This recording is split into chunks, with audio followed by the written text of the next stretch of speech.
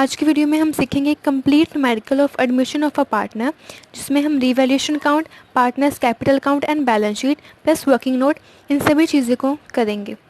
सबसे पहले एक न्यूमेरिकल जहां आपको गिवन है तो पार्टनर्स है ए और बी, रेशियो है 3:2। उसके बाद आपको एक बैलेंस शीट गिवन है। नेक्स्ट आपको गिवन है कि दे एग्री टू एडमिट सी, उन्होंने एडमिट किया है सी को फॉर अ पार्टनर, कितने शेयर के लिए, 1/3 शेयर के लिए। और नीचे आपको कुछ टर्म्स गिवन है कि फर्स्ट टर्म क्या है कि C will bring 5 lakh as capital and 2 lakh as his share of goodwill, कि 5 लाख वो लेके आए कैपिटल का और 2 लाख लेके आएगा अपने गुडविल का। But he actually contributed only ₹1,20,000 to our goodwill, मतलब उसने टोटल 2 लाख लेके आने थे अपने गुडविल के लिए, बट वो कितने लेके आए, 1,20,000। इट मीन 80,000 उसने कम लेके आए हैं गुडविल के लिए, जो कि हम उसकी कैपिटल में एडजस्ट करेंगे। नेक्स्ट, बिल्डिंग और machine to be depreciate by 5%, कि आपकी बिल्डिंग और जो मशीन है वो 5% से कम हो गई है। थर्ड, की stock to be revalued at 4 lakh, की स्टॉक की जो न्यू वैल्यू है जिसे हम कहते हैं मार्केट वैल्यू, वो ₹4 लाख है। Next, there is an unrecorded asset worth ₹1,20,000, कि आपके बिजनेस में एक अनरिकॉर्डेड एसेट थी ₹1,20,000 की। And last, 1 month salary of 30,000 is outstanding, कि आपने एक महीने की जो सैलरी है 30,000 वो अभी तक पे नहीं की है। लास्ट में आपको बोला कि prepare revaluation account, bank account, capital account of partners and the balance sheet after the C submission.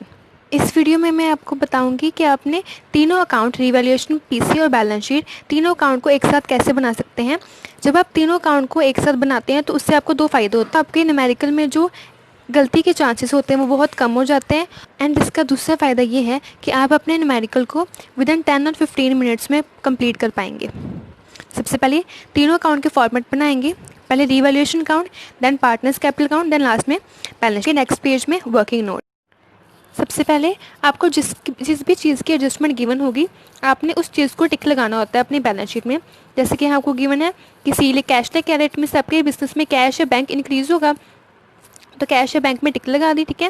Second, building और मशीन के रिलेटेड आपको कुछ एडजस्टमेंट गिवन है तो बिल्डिंग और मशीन के आगे टिक लगा दी।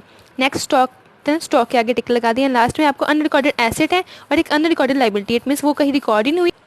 सबसे पहले आपको बोला था कि सी ले क्या है ₹5 lakh as is capital and ₹1,20,000 as is goodwill out of ₹2 lakh, जिसकी हम सबसे पहले यहाँ वर्किंग नोट में एंट्री पोस्ट करेंगे। तो आपके बिजनेस में कैश आया तो कैश अकाउंट डेबिट, तो उसे हम यहीं टिक लगा देंगे। Cash account debit to C's capital, अपने लिए वो 5 लाख लेके आया तो 5 लाख उसकी कैपिटल में, और टू प्रीमियम फॉर गुडविल, वो 2 लाख में से 1,20,000 लेके आया तो जितना पैसा वो लेके आया हम उतना ही रिकॉर्ड करेंगे, 1,20,000 उसके गुडविल के अकाउंट में। दोनों का ऐड किया, 620 आपके बिजनेस में कैश आ गया। लास्ट में नरेशन लेके एंट्री कंप्लीट। कि second entry distribution of goodwill की, बट सेकंड एंट्री को पोस्ट करने के लिए आपको क्या चाहिए, अपनी सैक्रिफाइसिंग रेशियो। उसके लिए सबसे पहले आपको क्या कैलकुलेट करना होगा, अपनी न्यू रेशियो। तो नेक्स्ट स्टेप हमारा है calculation of new ratio. Let total share 1, उसमें से सी का कितना शेयर था 1/3, इट मीन्स 1 - 1/3 आपका कितना बचा 2/3। ये जो है 2/3 इसे हम डिस्ट्रीब्यूट करेंगे अपने बचे हुए पार्टनर से, मतलब ए और बी में, उनकी पुरानी रेशियो में। और ए और बी की ओल्ड रेशियो है 3:2, इट मीन्स ए का न्यू शेयर कितना हुआ है, रिमेनिंग शेयर का 3/5, रिमेनिंग शेयर कितना था 2/3, इट मीन्स 2/3 का 3/5 मिला ए को जो कि 6/15, ऐसे बी को मिला 4/15। तो न्यू रेशियो कितनी आ गई आपकी 6, 4 और 5। नेक्स्ट आपकी सैक्रिफाइसिंग रेशियो सॉल्व करके आ रही है 3:2। अब देखिए सेकेंड एंट्री, वो कितने पैसे लेके आया था ₹1,20,000 out of 2 lakh, it means जो बच्चे हुए 80,000 है हम उसकी कैपिटल में से काटेंगे तो उसकी एंट्री क्या होगी, premium for goodwill account debit ₹1,20,000, seize capital account debit ₹80,000 और टू ए और बी। एंड नेक्स्ट इस 2 लाख को अब हम डिस्ट्रीब्यूट करेंगे सैक्रिफाइसिंग रेशियो में, जो कि है आपकी 3:2। सॉल्व करने पे ए को अब मिलता है ₹1,20,000 और बी को मिलता है ₹80,000। एंट्री जब आपने पोस्ट कर ली उसके बाद आपने सेकंड काम क्या करना है कि साथ ही साथ इसका जो इफेक्ट है अपने पार्टनर्स कैपिटल अकाउंट में डाल देना है। जैसे कि यहाँ क्या है, सीज कैपिटल अकाउंट, सी का कैपिटल अकाउंट क्रिएट हुआ है तो अपने पार्टनर्स कैपिटल अकाउंट में फर्स्ट लाइन छोड़ के बैलेंस के लिए नेक्स्ट हम क्या लिखेंगे, आप यहाँ पे बाय कैश अकाउंट, सी की कॉलम में ₹5 lakh. Next second entry, C debit to A to B, इसको हम पोस्ट करेंगे अपने पीसी अकाउंट में। देखिए सी के कैपिटल अकाउंट क्या हो रहा है, डेबिट ₹80,000 से।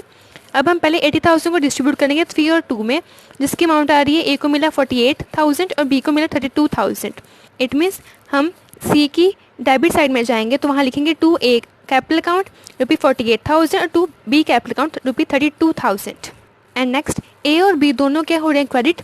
इट मीन्स अब हम इन दोनों की क्रेडिट साइड में जाएंगे, ए और बी को, और वहाँ क्या लिखेंगे बाय सी ₹48,000 ए को मिले और ₹32,000 मिले बी को। सिंपल। इस एंट्री का मतलब क्या हुआ कि सी के कैपिटल में से टोटल 80,000 माइनस हुए, वो हमने माइनस किए टोटल 80,000, बट माइनस कैसे करने, ए को जितने पैसे मिले वैसे, जैसे ए को मिला 48,000 और बी को मिला 32,000, दोनों माइनस किए उसके अकाउंट में से और दोनों को, ए और बी को दोनों को मिले, दैट इज सेम अमाउंट से हम लिखेंगे क्रेडिट साइड पे बाय सी अकाउंट करके ए के 48 और बी के 32,000।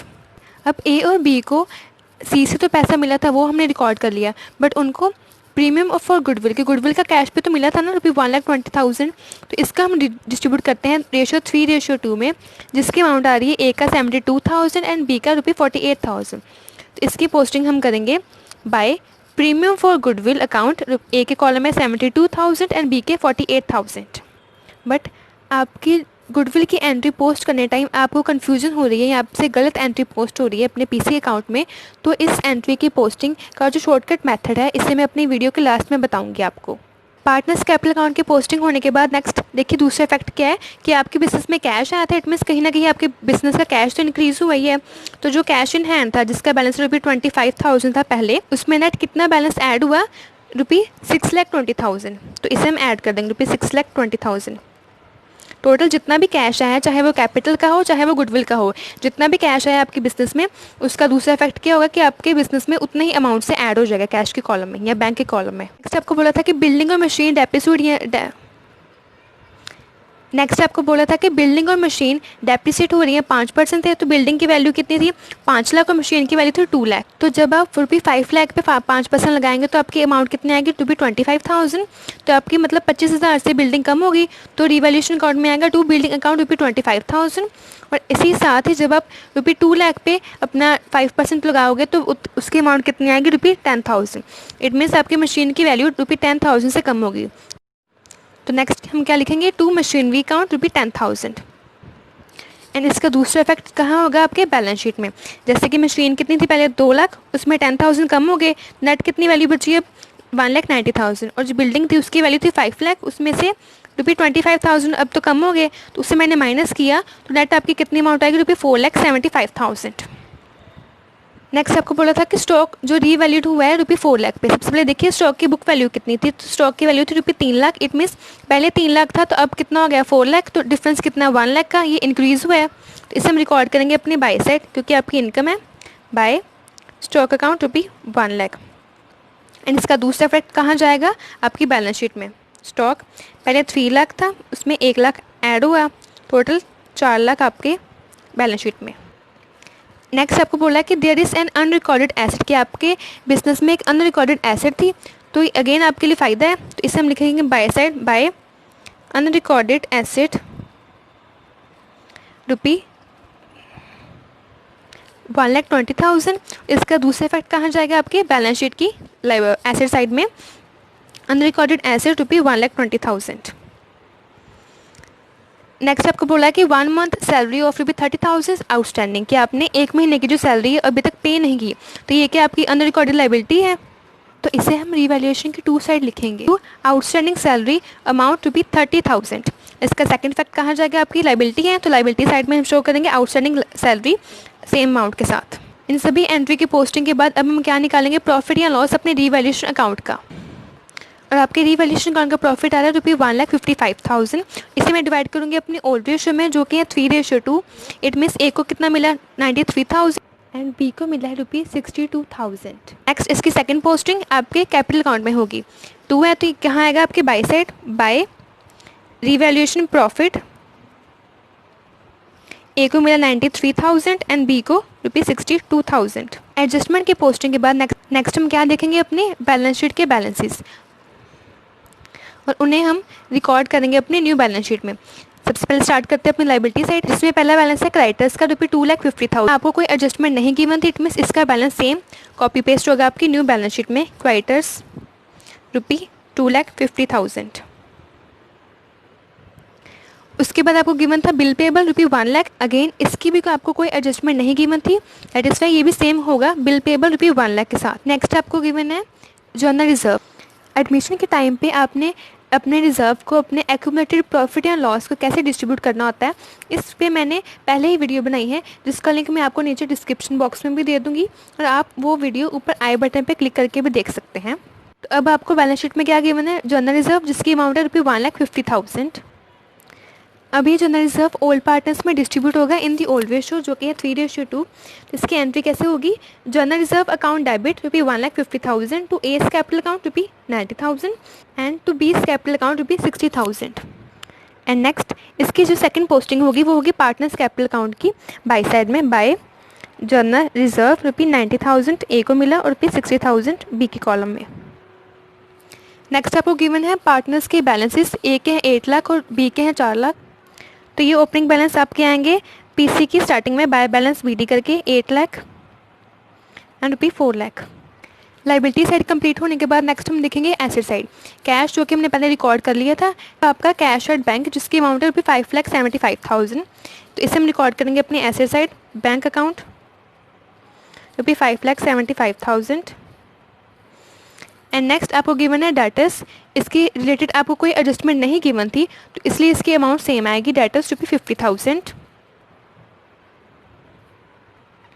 नेक्स्ट बिल्डिंग, मशीनरी और स्टॉक, इन तीनों की जो हमने एडजस्टमेंट पहले ही कर ली थी, और साथ ही साथ इनका जो न्यू बैलेंस है उससे भी हमने पहले ही रिकॉर्ड कर लिया था।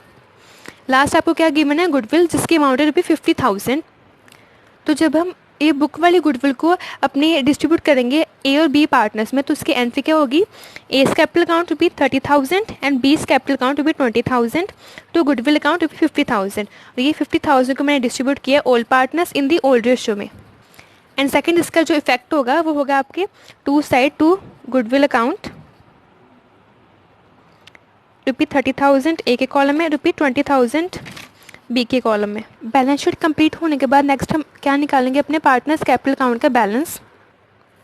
एंड आपके कैपिटल अकाउंट का बैलेंस आ रहा है ए का 10,73,000, बी का 5,82,000 एंड सी का ₹4,20,000।